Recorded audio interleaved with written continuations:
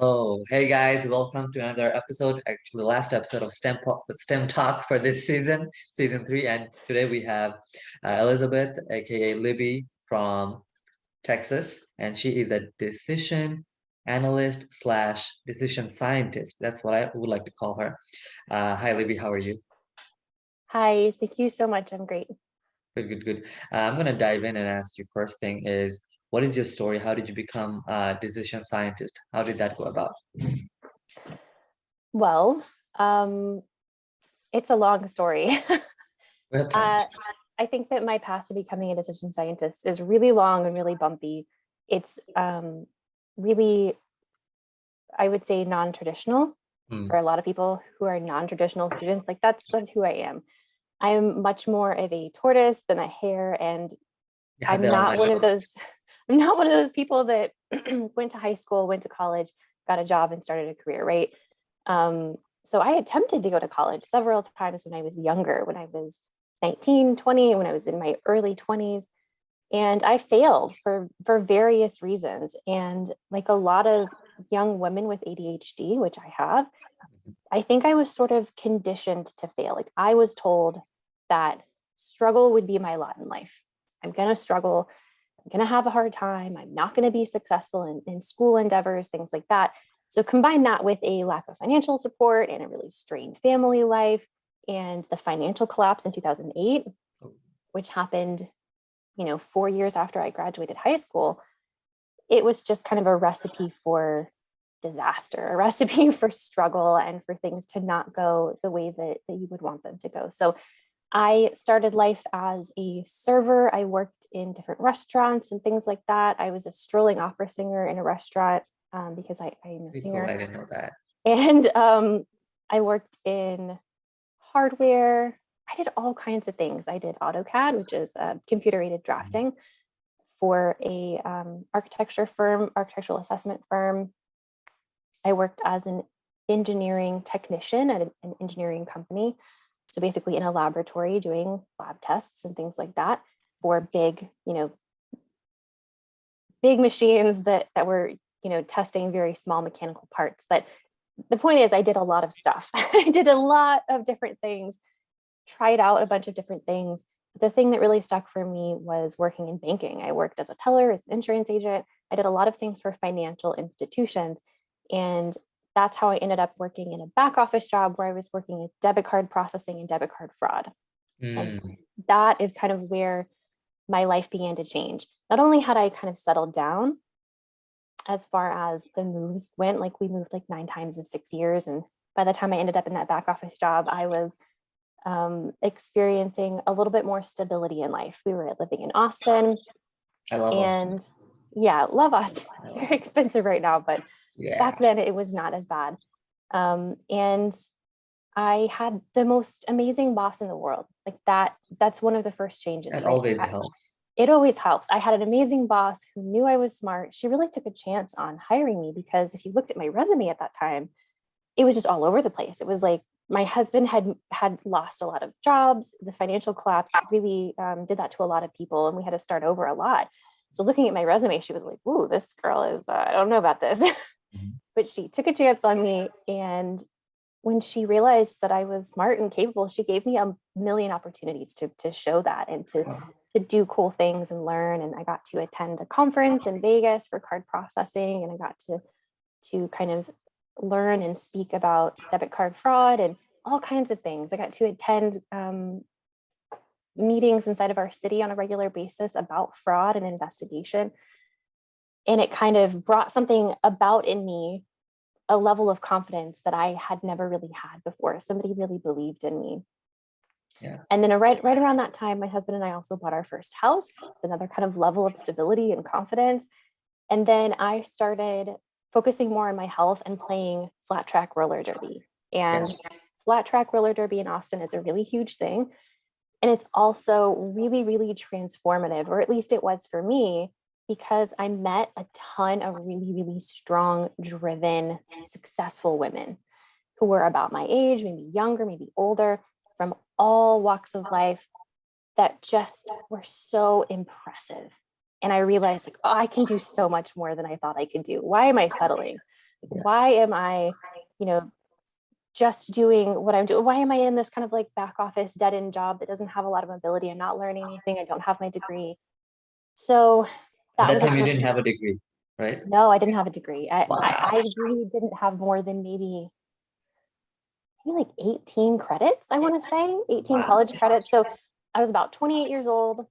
I had I'm about 28 right now. I Okay. had about I had about 18 college credits at that time when I was about your age. And those college credits were actually kind of dispersed over different schools in different Mhm. cities.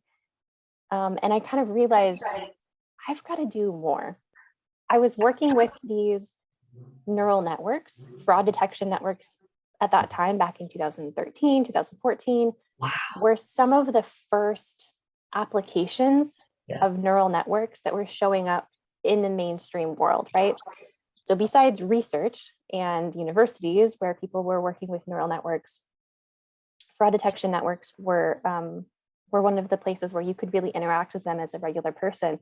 So working in fraud and interacting with these in kind of a third party way, I began to realize like, this is what I want to do. This is amazing. I'm so interested. How do I get to do this? How do I get to be the person who engineers this and does this directly and doesn't just work with it? And so I quit my job. I got a part-time job at a tech company in Austin where, again, I was actually working with kind of NLP and neural networks in a third-party way. They were almost like a I love co-working. NLP. It was really amazing. I was working with um, kind of vast multi-relational databases as well, but again, not as an engineer, as like a third party, as a user. And I got to a point where I had earned my associate's degree and I looked at the path towards getting my bachelor's and thought, oh my gosh, I can't do this for another 6.5 years. Like I can't wait this long. So my husband and I just completely rearranged our finances and we made it so that I could quit my job and go back to school full time. We sold our house in Austin. We came back to San Antonio where I grew up and I went to the University of Texas at San Antonio. And I started as a finance major because I had been in banking. That's what I knew, right? Like I was in financial fraud. That's the thing that I figured this is what I should do. But that changed very quickly. I took my first business statistics course and I was like, wait, stop, hold on. This is what I want to do for the rest of my life.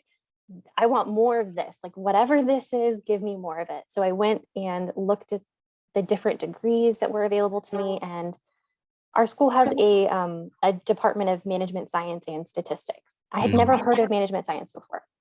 All of the statistics, courses, the kind of pathway for statistics were very theoretical, not very applied. I, having worked in business for the last decade, had a Mm. very business oriented brain, and the applied side of statistics was management science. Mm. That made a lot more sense to me. And so management science, people really don't know what it is. When you say it, they I kind don't of know just what it is that well. they get a blank look on their face. It's sometimes called decision science. It's Mm. also sometimes referred to as operations research. And really, those three terms, in my mind at least, they are separate and there are some nuanced differences between them. But when you hear those three things, management science, decision science, and operations research, you know that they kind of revolve in a similar sphere, right? Mm. And what it really is, decision science focuses on utilizing applied math, applied statistics, applied science, computers, programming to answer business problems. So, I would really think of it as operational decisions, right? So whether that's deciding how many machines you need on your factory floor to, fulfill your operations needs, or what segment of your customers are likely to respond to mail marketing versus digital marketing, and what ratio of ingredients you want to use in your, like, let's say, Tide detergent to make sure that it stays effective at a certain efficacy level, but can utilize the most cost-effective resources for supplies. Like all of those things, they're very important business decisions. They They're are. worth Yeah. billions of dollars into Yeah. businesses.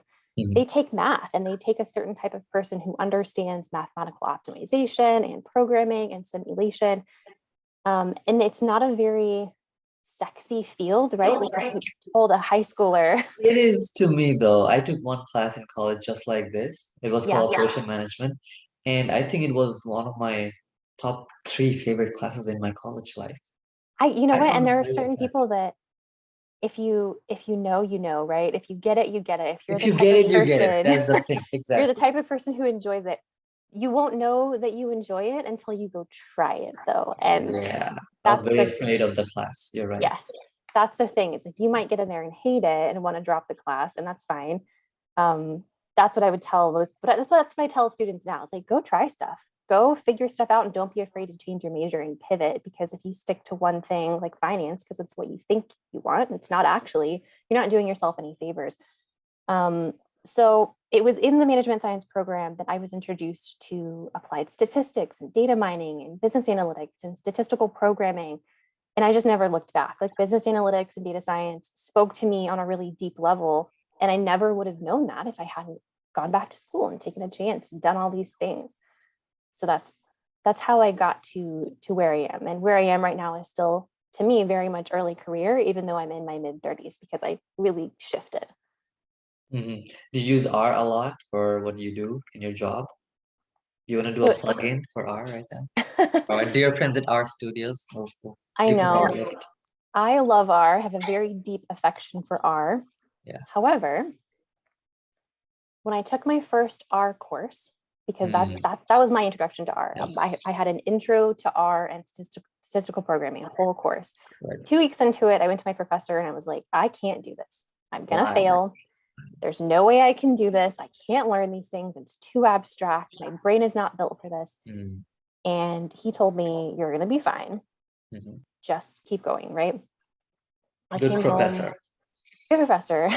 I I came home and was very, very upset and was complaining to my husband. And my husband kind of used some reverse psychology on me. And he was like, well, just quit. If it's that That's hard, what they're for. yeah. He's like, just drop the course. And I kind of went, screw you. I'm not going to drop the course. I'm going to figure this out. So I went and I got R for Dummies, the book R It for worked. Dummies. I read the entire thing cover to cover. Wow, nice. I went and found every tutorial and piece of information I could find on R that was written in plain English, Hmm. and I consumed it.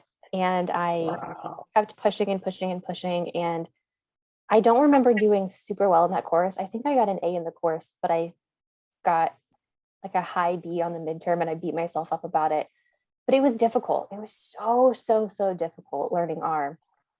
That was Mm, in 2018, I want to say. And as the years progressed and I took more courses that required R, like not mm. teaching R, but using it in the courses, I began to like it more and more. And then I learned other things. So I learned programming in SAS and SAS code, SAS syntax. I learned SPSS syntax.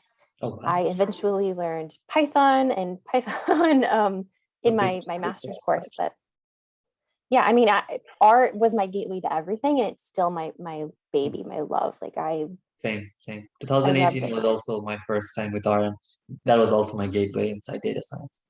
Yeah, I love it. I if I could choose to work with it exclusively and not have to use Python and other things, I would. But I do really, really love the fact that if you get one programming language down, Yeah, the world opens up to you. yeah. Other things start to make Python's very sense. much needed though in corporate, like you were saying. Yeah. Yeah, it really is. And I in my previous job, I worked exclusively in R Mm. at a production level. So it's very possible to work in R Mm. and have R be your production language. Like don't think that that doesn't happen. It does. And there's so much value in R. And so many tools and resources that our studio provides to Yeah, our make sure studio that people will be it's very happy possible. that you're Yeah. saying all this. So if you are an R person and you really, really cherish it and you want to work in it over Python, um, keep looking. There are places out there, but be open to using other things and learning other things like Julia, etc. There's a million things out there to learn. But Yeah. yeah, that's my R story. Don't give up. Keep pushing. Get help. You can do So it. when you're talking about your ADHD and things too abstract, so it's hard to think and imagine, maybe in the head. You said something that you have something called aphantasia. Did I say it right? Oh, Do you want to I have aphantasia. So aphantasia? I'm so sorry. Do you want to explain no, that? that's okay. Yeah. Aphantasia is an inability to visualize things in your mind. So if anyone's ever told you, like, imagine that you're on a beach and it's very calm and you can see the waves and you can hear the birds and all of these Mm. things. When I was a kid and people would talk about visualizing things, I would always think that they were like, it was just talk. Like, no one can actually do that. That's not a thing people can do until I read about aphantasia and I kind of a light bulb went on for me where I was like, wait, people actually can visualize things. Like, I didn't know that was a thing. And then I kind of had these memories of all the times that I've been told to visualize something and struggling with it, including some different like books I'd read where there are some exercises you should go through to visualize and to do certain things. And I could never do them. And I would feel frustrated that the author would even put them in there. Like, why do authors do this? This is dumb. Why would this doesn't work? It works for a lot of people, right? Because they can Yeah. visualize things. Yeah. Visualization is very, very powerful for a lot But of people, but I but can't.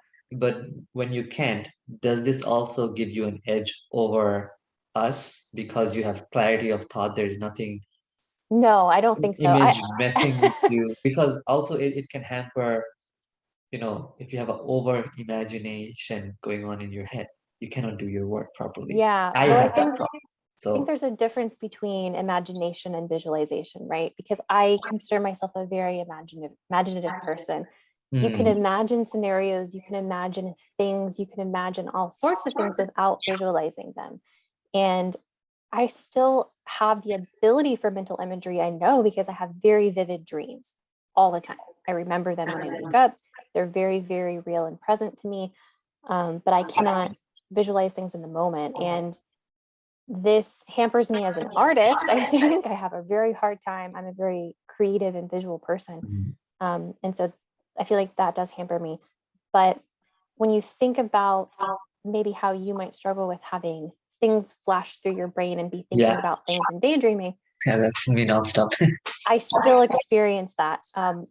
My mental imagery has very much been replaced perhaps by audio imagery. Mm, I can maybe also because I'm a singer, I can hear things in my head very, very clearly. I could sing a whole song in my head. If you tell me to think about a note on the piano, I can think about it in my head and then play it or sing it. And so maybe just like losing one sense makes others stronger. yeah, Perhaps that's that's what we're told. maybe Yeah. part of it. We think about that. That's how it works. I don't I think mean, it gives me I an would edge at sing all. full songs if I could remember the lyrics. I would also sing this, like, Yeah, I can remember lyrics after listening to a song maybe one time or yeah. two times, and I might know all the lyrics. So you kind of replace one sense with another, one ability with another. But it does make it difficult for at least for me, to learn things that are abstract, because when you start with Excel and you have a spreadsheet and you can see every single cell, Excel is very visual. Mm, yeah. You don't have to imagine anything in your head at all. But when you use something like R, all of the different levels of abstraction really require you to understand the foundation, Mm, understand what's happening without seeing a spreadsheet. yeah, I get it. Um, you love archaeology. Why? What's going on there? Let's explore that one a bit. Yes, I do. I love archaeology. Very much as a amateur fan, right? Like, I've never gone on a dig. I've never studied archaeology Okay, okay, okay. um, in an academic capacity, but I also know I'm not alone, right? Archaeology fascinates a Yeah, lot of people. yeah, yeah, And of part of course. what makes it so interesting to me is that it's an enormous puzzle. It's a global puzzle that spans Egypt, Aztec, countries, people, Peru, everywhere. religions. Yes, it's like it's this enormous puzzle, but it's Yeah. made up of billions of smaller puzzles, and they're all connected in some way, right? And so I also think that it's really interesting that we as a society are just constantly being proven wrong. And the more we learn, the more we dig, the Yes. more we realize we were wrong.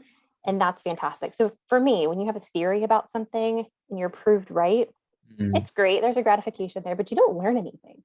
When you have a theory and you're proved wrong, or you're just presented with a complete mystery, like you don't even know whether or not you're wrong, then there's an enormous opportunity for learning there. And that's the most exciting thing, because you have to re-examine your thoughts, re-examine your beliefs, re-examine all of your assumptions. And it's really a really unique opportunity to be totally stumped as a human, because we've come so far in technology. Like, it's so hilarious that we can look back and not understand what was happening or why. And sometimes you have to be okay with not understanding why. And it leaves a lot of room for interpretation and imagination. And I also really love seeing the art and the craftsmanship of ancient people. It's completely fascinating. At The way that that they time, build houses. yeah. Oh my God. Yeah. Yeah, especially the way that they build houses. I love architecture. My sister is an architect, and I think that my mother and I, especially, are very much tool makers at heart.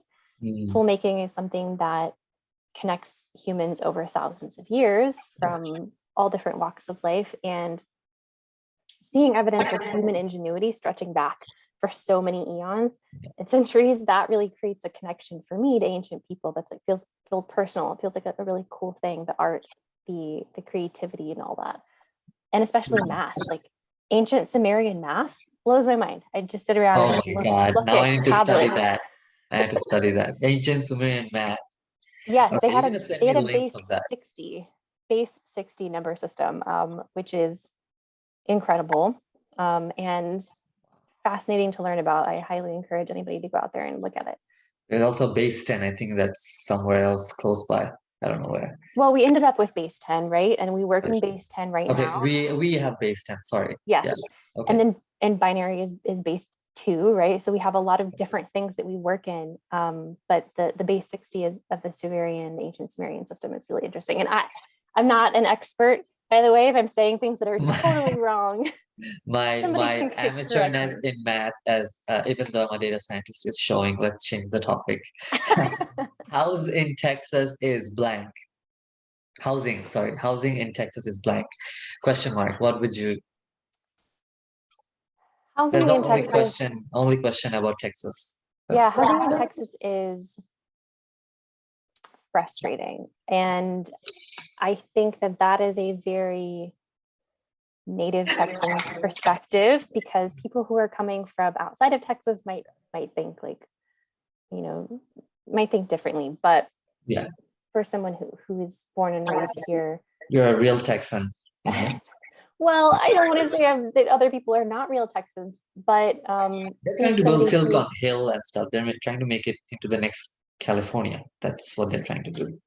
right, I think it's more about the perspective of seeing the evolution of real estate in Texas over time, right? So what the world looked like when I was a kid, what the world looked like when I was in high school, college, like everything has changed so much. And I grew up in San Antonio and spent a lot of time in Austin as a younger adult, and then moved to Austin in around 2010, 2011. And at that time, Austin looked completely different from how it looks now. And it looked completely different from how it looked in 2000. Just over the course of like 2010 to 2017, Yeah. the Austin skyline exploded. It looked completely different. Places that we knew and loved as native people, Texans and Austinites and San Antonians, just disappeared, were replaced by condos, and everything's a condo now. I think that's a pretty common thing, to feel kind of a little bit of like sadness or remorse that you're losing something that you knew.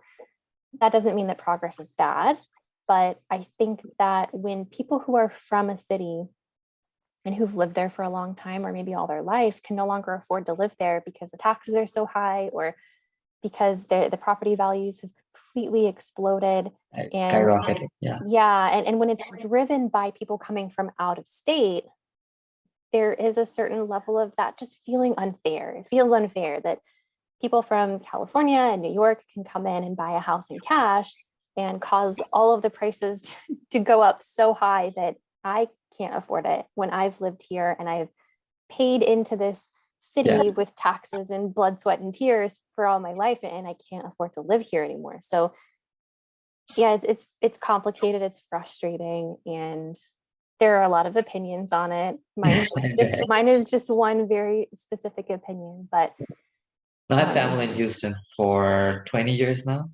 They moved in 1994, and they have the same thing. Everything you're saying, they're like saying the same thing to me. So I understand. yeah. Yeah. But I also understand wanting to move somewhere less expensive. Like if I was in California and I couldn't afford anything because everything cost Exactly. millions of dollars, I would be looking for someplace that was better for my family too. So there are a million sides to everything, and there's no one right way to think about it. There's just the way that we each experience things. Yeah. Each experience life. Yeah. Yeah. So I asked you a question about dating, and you said marry your best friend. I think we should leave it at that. Chalk it up to one of the best answers I've ever got. Okay. Yep. Find your best friend and marry them, because Yes. you've got to do life with this person, or you hope that you will do life with that Yeah. person. And I feel like your husband had your back through and through a lot of major decisions, and really, it's a very successful relationship from what I can see. So that's great. Right. Yeah, Um, for sure. so another question, and it's my last question, is if you had all the power in the world, right? How would your ideal world look like? And you said mossy forest with no neighbors and high-speed internet. Yeah. Well, so on a really selfish level, it would be for me forested and mossy and cool and misty and with very few neighbors, but But high-speed internet. high speed internet and proximity to a post office. So on a much broader scale, right? Yeah. I don't think that any one person in the world should have absolute power, but if I did, I hope that I would choose a future and a world where we're not ruining the earth, first of all, where all animals, which includes humans, I think humans are animals, Yeah. are not neglected and abused, and in which education is really an equal and abundant thing. So especially I would like more education focused on basic things. Like, yes, STEM education is fantastic. I hope that every kid gets to learn programming, but I really think that there is a lack of education focused on food, where our food comes from, how to cook and prepare food, how to care for ourselves as basic adults, right? And then also life skills, whether that is cleaning and cooking, or how financial products work, how checking and savings work, how finances work, how paying bills works, how loans work, how mortgages work, how credit cards work. I think that a lot of people get out into the world, and because they don't know these things, they get into a lot of trouble, and it causes them to really struggle in life where they otherwise maybe wouldn't have struggled. They would have made different decisions if they had been more informed. So that's I feel really passionately about that. I feel really passionately about connecting students with the real world in very tangible ways, not having things just be focused on one STEM or something like that. Just one. Right. Yeah. One thing or the other. I think that everything is really important. Arts and music are fantastically important, but arts, music, and STEM at the expense of not understanding basic living skills. Yeah. Yeah, that stuff that's really, really important, and we're not really teaching it. Yeah, I agree with you. Well, that's the gist of the interview. Okay, I'm gonna stop recording. Awesome. This has been really nice. It's been really nice. Thank you so much.